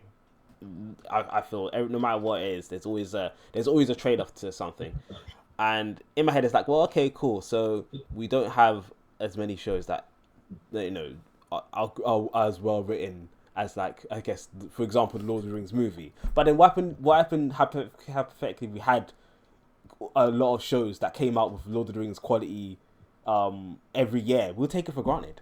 It wouldn't be, ironically, it will make that less special. So it's like, well, there's that side of things. So, you know, although there's a lot of not good stuff, the few good stuff we find, it's like, wow, that's amazing. And because we've seen back the stuff that's not as good, we appreciate it more, and we understand not just that it's good, but we understand why it's good because we have something good to compare it to. And also, I think another thing, like I think everything comes in cycles. There's nothing stagnant. There is a fad. Things come and go. And I don't know. All this, I guess sex sells, and it's always been the case. But still, my point is, over time, I think when you get something for such something's front page for such a long time, it gets boring, and then people want something new as well. And I don't expect it to happen. And I know it doesn't need to happen. I'm not going to lose hair over it either way, because I just know this is just how it is. But like, hypothetically, if people were to get bored of this, for example, I'm just bringing the romance thing because it's an easy one to bring up, because we went to like a deeper point with it. Like, we went about how romance is badly portrayed. So everyone got tired of that. A lot of people got tired of that, and then they pick up, because of that, other books that were probably portraying it a bit more realistic, in a bit more nuanced way, picked up steam. That just goes to show that it's a turn of a cycle. Like, people got bored of it. That's how it goes. Things that were that were really good got boring after a while, because there was many iterations of it until they got bored of it and it got changed. And I think because of that, things go back around to where it began. So if there's a silver line, maybe things will go back, and we'll go through the cycle all over again. But who knows? I mean, I don't really think it's I don't really think it's something that we'll ever be able to escape, unfortunately. Oh yeah, not totally. Yeah. Like, it will never go, but like, Yeah. I don't think it's something that we can ever really break ourselves out of, and this is probably going to sound antithetical to everything I've been saying up till now, but I kind of don't want that to happen either. I kind of don't want that to happen, because at that point, I don't think we need anyone above us telling us what we can or cannot read, or can or cannot enjoy. Like, that bothers me, because as much as I really, really don't like a lot of the stuff that I talked about today, I just don't feel right prying that person's ability to check it out of their hands. I just feel like it goes against any semblance of philosophy and freedom of expression that we can all have. Like, I don't want. I mean, I would rather you not read a book about, read a book about the struggles of being a white author versus a Asian author from the perspective of a biased author, which I think. Echoes might know what I'm talking about. Yeah, I watched that video too. Oh boy. Yeah, like, I might not like the fact that book exists. I really don't. I think it's terrible. But I think we somewhat benefit from it existing, in the sense that we can at least point to the fact that it is an abomination. Yeah. It isn't very good at its subject matter. So at the very least, we have a blueprint of what not to do. Like, and as terrible as this sounds, I think the ability to fail is a good thing. The ability to fail at something is a positive in its own way, because it just makes sure that, hey, someone else later down the road, they'll probably pick up from where you left off and actually fix it. They'll actually make it good in comparison. This is not a Tumblr fix your art moment. No, this is more of a, we at least know what went wrong here, and we can at least try to see what we can do afterwards. Yeah. Actually, in front of I think just so we're clear, when I said that, I don't mean someone takes over and governs. Yeah, definitely not. I know that. Yeah. Just so we're clear. My man's not crazy. Cool. Yeah. Just to clarify that. And also, it's funny you bring up, like, people, like, it's good to have work out there that's not good, which I totally agree with. Like, I remember some of the things that help you also motivate you, not just good books but really bad books. You go for something really bad, you're like, oh my god, this guy, he made this and he's published. what am I doing? Let's go. What's going on? So exactly, it just Yeah. means that, hey, guess what, man? It means that you have a chance. Yeah. If a book that you really thought wasn't good got published and it's selling hotcakes, guess what, my friend? That means that can be you one day. I mean, it's a bit of a long shot, and again, to just kind of drop me being just to kind of drop the satirical lens on it real quick. A lot of this stuff really is based on chance. A lot of this is based on a gamble. Like, there is a timeline where Harry Potter, Twilight, and all the books that we can complain about never got popular, and something else did. There's a timeline where that existed. We don't live in that timeline, though. We don't live in that timeline. We instead live in a world where everything is based on a random variable that most people can't control. And of course, and this applies to publishers just as it applies to us writers too. They're at the whims of the people just as much as we are. It's easy to kind of paint the publisher as the bad guy for like, oh, they're stifling creative voices, or they don't want me or certain groups of people writing about these ideas. It's like, no, they're just as beholden to the random whims of the general public as much as we are. And the sooner we can come to understand that, the better of a chance we have to at least understanding how these things work, and maybe tailoring our stuff to those tastes. Now, I personally do not want to have to sacrifice my voice in any way, but you don't necessarily have to look at it like that either. It can just be a matter of, hey,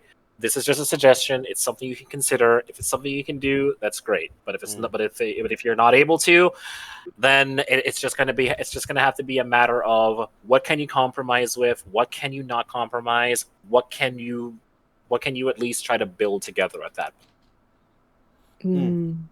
Nah, you bring up a good point, because I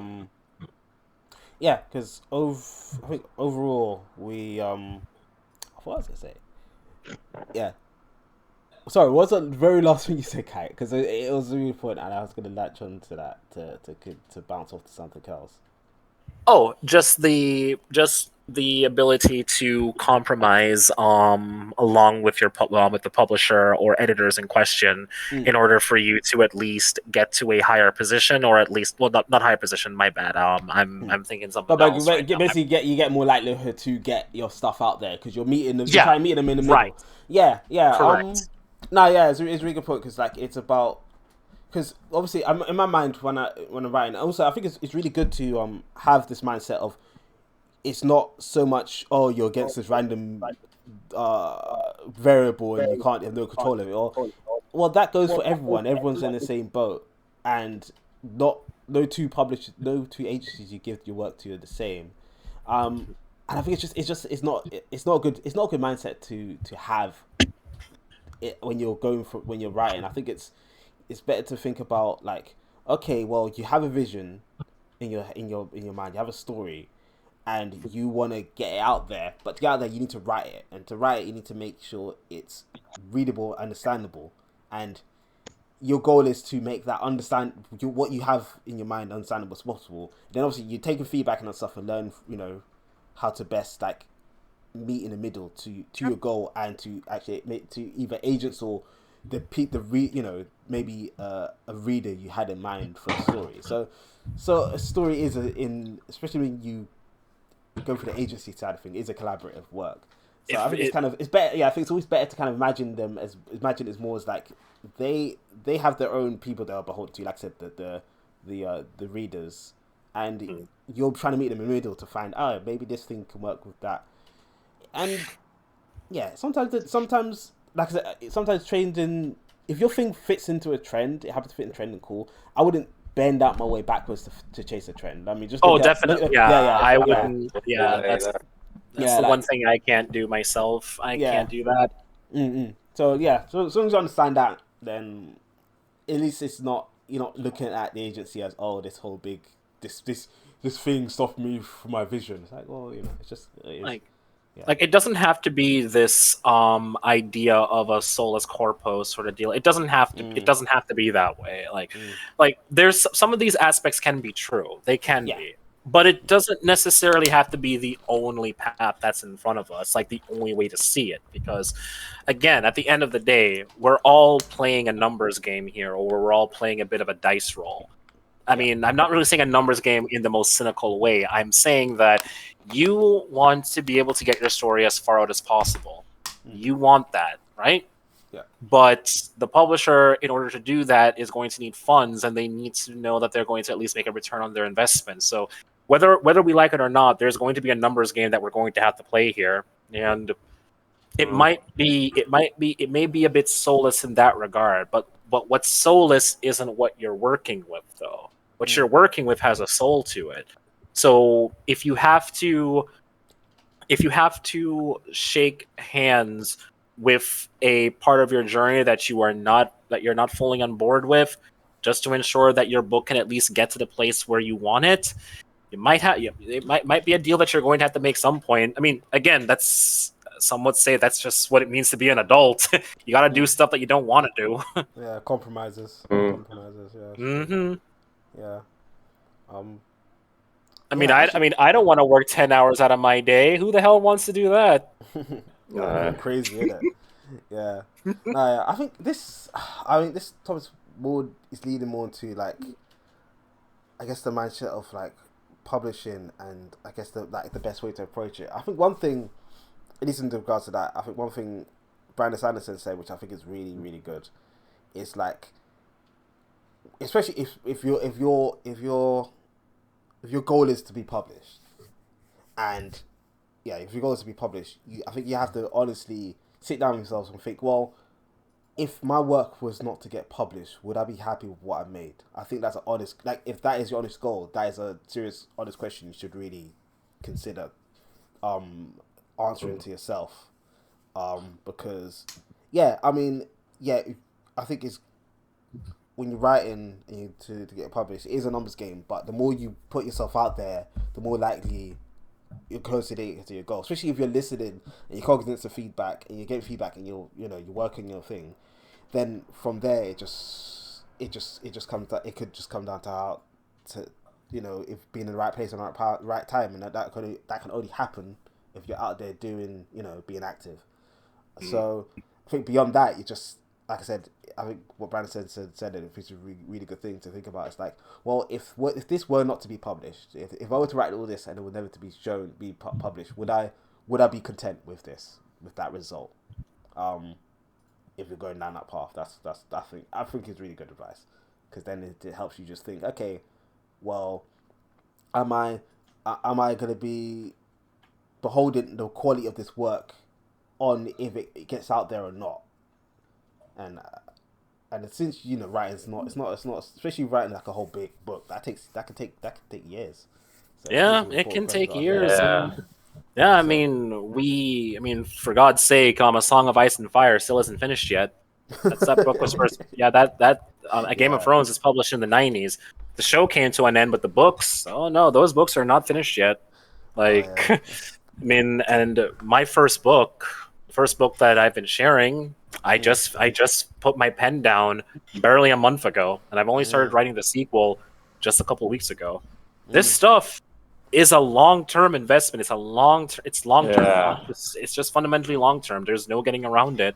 Like, writing, that's why people do tend to write short stories, and it's something that I should be doing more of, just to kind of give myself a break here and there. But this stuff takes years of work, years of passion, years of effort. Yeah. And whether or not people can see the merit in it the way how you see it is not up to you, unfortunately. Yeah. It's not up to you. Yeah. Yeah, I completely agree. Mm-hmm. Yeah, same. Actually, was wondering if I could just talk about something real quick. Not sure. Slightly adjacent. I mean, I have to give credit where it's due. A lot of the thoughts that I have on this subject now is due to our conversations. So I have to. I'm not the one holding the mic here entirely, is what I'm getting at.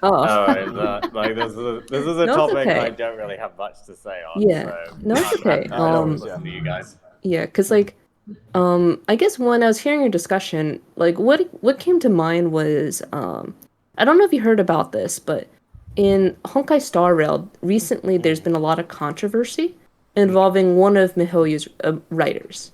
Oh, Like they okay. wrote a story, which is pretty much a character-focused quest, right?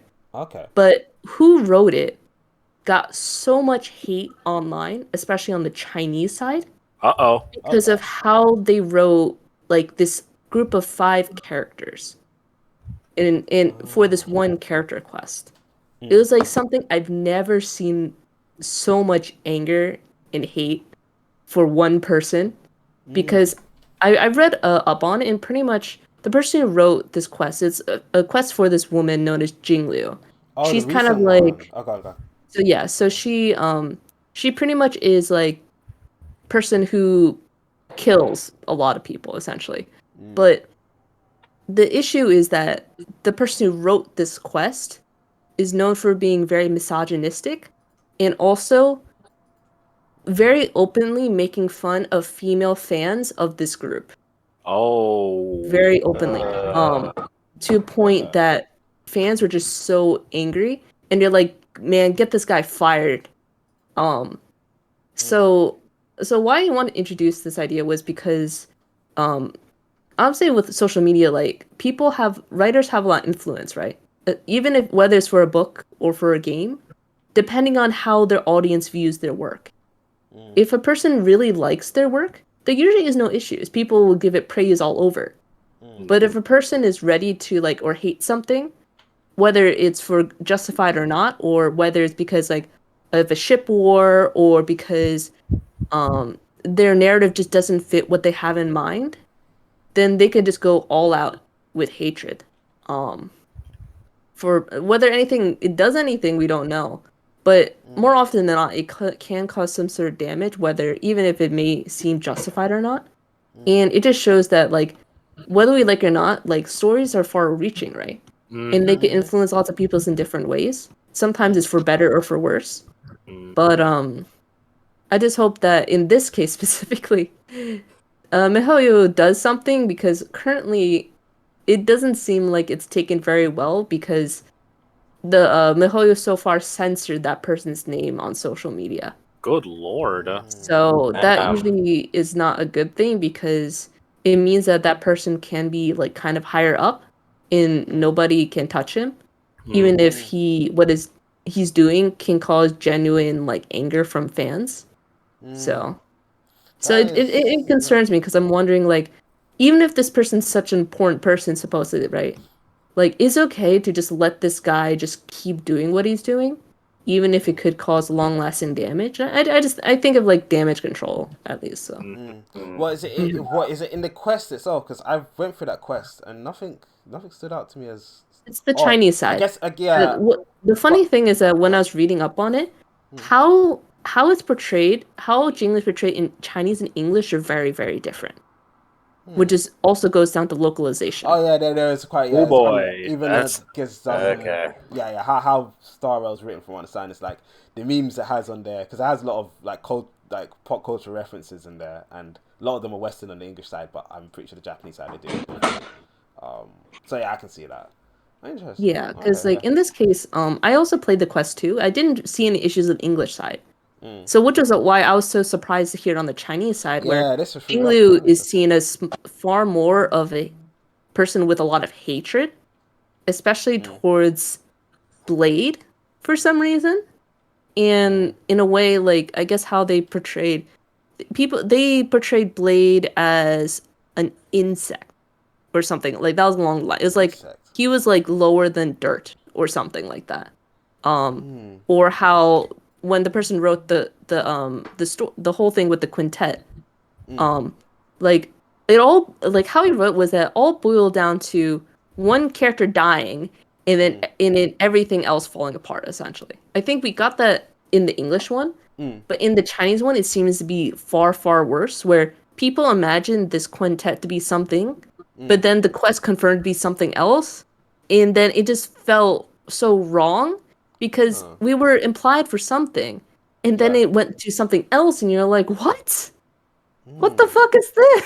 Oh my gosh! I'm have to check what it says about the Chinese one because I don't know. Yeah, when I went through the question there, it was just kind of like it did seem like I guess they'll drift apart anyway because that whole arc is to do with like these species live for a very long time, and over time, obviously, a big key event did happen that did cause a big rift between them, but and yeah, the death was a part of it. But yeah, I don't know.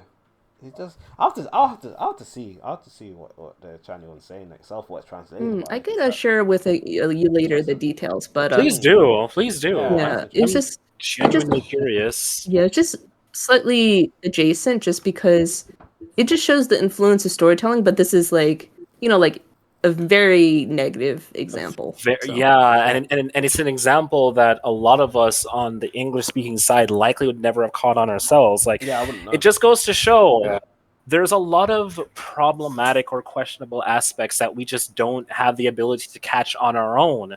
So that whenever that ends up happening, we have a very awkward problem. That problem is, well, I didn't see anything wrong. I didn't see anything racist. Like, what are you talking about, dude? That's not a thing. I mean, granted, this is a bit more particular because this is within the Chinese side of things, but this, I feel, can still happen even in conversations like these, where it's like it doesn't come across as inherently problematic or strange to us. But there's some people who can catch on to this more because this specifically affects them. They can see it. So then it falls to us to have the ability to actually have a conversation and engage in it in a meaningful way. Because the thing is, if this is indeed harmful and questionable, and it's either going to align everyone's perceptions against a certain group of people, you really have to have those conversations whether you're comfortable in having them or not, because sometimes people's very ability to prosper is dependent on us being able to talk about this in the first place. Exactly, because like as they say, like we're like there's that saying that stick and stones may hurt me, but words never do. That's wrong, by the way. That's wrong. That's wrong. I hate to. I really, really used to use that phrase a lot when I was getting bullied, but then I came to notice something. My bullies started hurting me after they realized their words couldn't get to me anymore. Yeah. So words have power. They do. Words definitely have power, whether we admit it or not. Anytime anyone wants to get on the soapbox of what, it's just words, they're not hurting anybody. My guy. They might not hurt anyone through your perspective, but they are hurting other people through their perspective. Unless you don't see those people as people. But then again, I don't want to ascribe malintent. At that point, I'm just making a straw man fallacy. But still, you really got to think about this stuff, whether you're comfortable with it or not. I mean, I certainly have to. It's one of the reasons why I'm having second thoughts writing my sequel the way I am considering right now. Yeah, it's just have to be cognizant of. Because I don't know. It's I'll definitely see the different Chinese one. That is interesting in its own right. But yeah, just because we kind of talk about not censoring, but like how media influences, and M-Head is like the only thing I see is like trends come and go in terms of what we have interest in. But yeah, beyond that, like it comes down to the audience whether they think, oh, that's on board or not. Well, at least I think at least with people teen and younger, I think it's good to have at least, if not them, I think it should be the parent job anyways to tell them, hey, this is how things work anyways. Bottom line with like terms of like influence, like the parents should be telling them like how these things work. But to be fair, parents, like things change so quickly. Like what kids are influenced by is different to what the parents are influenced by. They can be blindsided by that. I get that too. I don't know. I think I've gone a whole thought tangent about that, but yeah, sorry. All right, cool. So I think, is there anything else you want to talk, like any other points you want to bring up about this topic? Otherwise, yeah, not really. But I think we've done pretty. Topic, I'll be honest. I think we've done well. I think we've done well today. I think I'd probably like to propose something for the next time we gather, and because a lot of what we were talking about was kind of veering into this, but I didn't really want to talk about it much here because I didn't want to really make it about what my problems are. So I was thinking, portraying sensitive subject matter or just kind of like current event subject matter or anything adjacent to it. Because with what's let's just say what's been going on the other side of the world right now, I have kind of gotten to this very awkward position in my writing journey, let's say. And it's kind of feeling like a moral dilemma that I think other people can find themselves caught up with. It can be really scary, to say the least. Just a quick question though: is it like the current events are affecting your work, or more like it's somehow very related to each other and it feels hard to work with? I don't know. Yes, it's more like the latter, because it's like it's happening right now, and this is something that I've been wanting to write about for a long time now, and I'm seeing it happening on the other side of the world now, and now I'm a little scared to pen it because I'm wondering, can I portray this with the respect that it deserves? Because it is happening right now. It's not just something I am writing in my book right now. This is a genuine problem that we're seeing. Yeah. And now it's like, should I keep going? Should I stay the course? And if I do stay the course, what should I do to make sure that I do not muck it up, basically?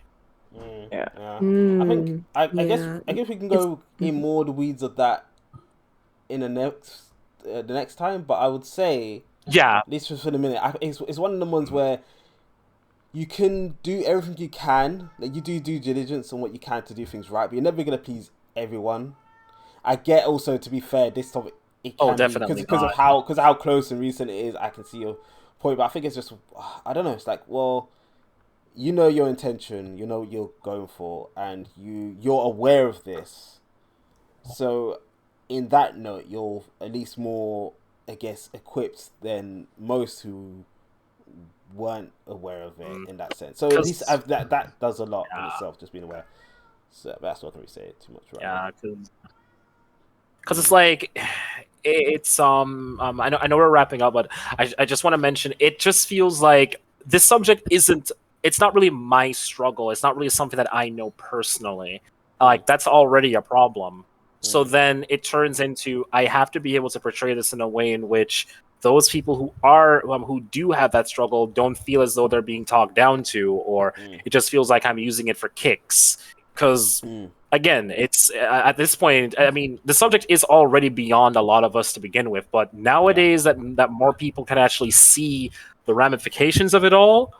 Yeah, this is the part where the offer responsibility thing starts to hit me like a ton of bricks. Because like, how all this stuff gets handled and portrayed, it affects people. I mean, I'm not arrogant enough to think that I'm gonna be like a drop in the puddle or anything like that, but it's paralyzing. It's scary. Can't imagine what it's like on the ground. Like, what I'm feeling is nothing in comparison to what those people feel. Yeah, no, I totally get what you mean. I would say, if there was any consolation for that, I think the fact that you're speaking about it at all is better than not. Because, put it this way, like, the people who are, being oppressed in this regard, they don't have a voice in that regard. So I think it's the fact that you would even do that.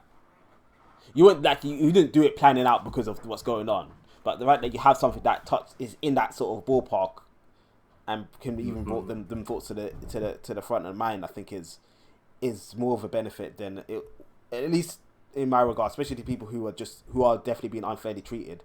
It's definitely a boon than otherwise, because it's like, oh, okay, someone actually this is related to me. This is you know, it's something that's out there that's related to something I've been through. It's a relative experience. That's the reason I read stories anyways. A lot of them we trying to find ourselves in the stories what we like, and there's things we relate to, and the stories we really like. So yeah, I think at least in that regard, I can't speak, like, again, you can't please everyone. There's going to be, especially when things Definitely not.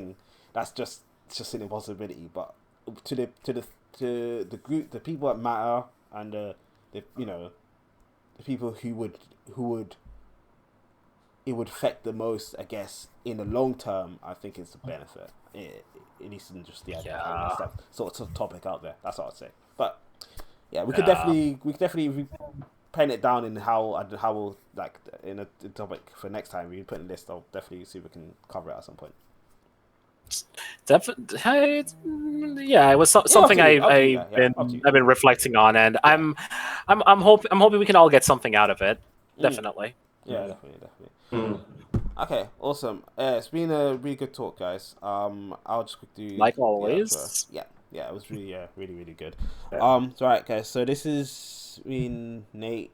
For the podcast for episode 16. Yeah, that was episode 16.